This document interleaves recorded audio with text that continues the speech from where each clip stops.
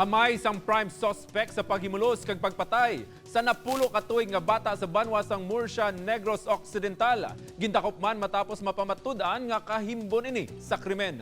Si Rojimar Sukal dito nakatutok.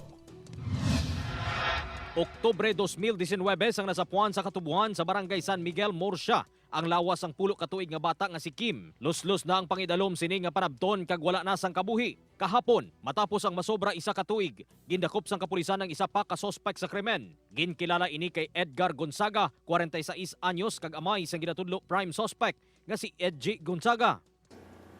Non-cooperative ang aton ining sospechado. Kag mismo ang pagkakita sang waay na kabuhi nga lawas ang bata, lapit lang mismo sa balay man isang aton nga mga sospechado. Nagagwa sa investigasyon nga sa natabo ang insidente, may nakakita nga may kinarusan sa liog si Gonzaga, apang hindi sini mapaatag kung paano kag sa diin sini nakuha. Naibaluan man nga malapit sa pamilya Gonzaga ang biktima, may mga tion man nga nagakatulog ang bata sa balay sa mga sospek. Nakakuha ta impormasyon nga kung galigo ning bata makita no sang tupad balay. So si Edgy kag si Edgar makita nila. Kag isa pa ginsalig man no ang bata nga tidto matulog sa balay ni sang mga sospechado naton nga hindi man dapat.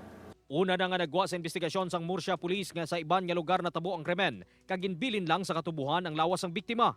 Nagpaiway nga maghatag sang komento ang suspect. Madumduman nga una nga nadakpan ang 21 anyos nga si Edgy Gonzaga sang nagligad nga Mayo sa drug buy bust operation. Hunyo sa nagwa ang resulta sang DNA kag nagmatch ang sperm sample sini sa nakuha nga sample sa kinatawo sang biktima. Preso ang amay nga Gonzaga sa Murcia Police Station, samtang sa provincial jail naman si Edgy Gonzaga. Sila ang nagapakatubang sang kaso nga rape with homicide. Upod kay Reynald Castillo, Rojimar Sukal dito, One Western Visayas.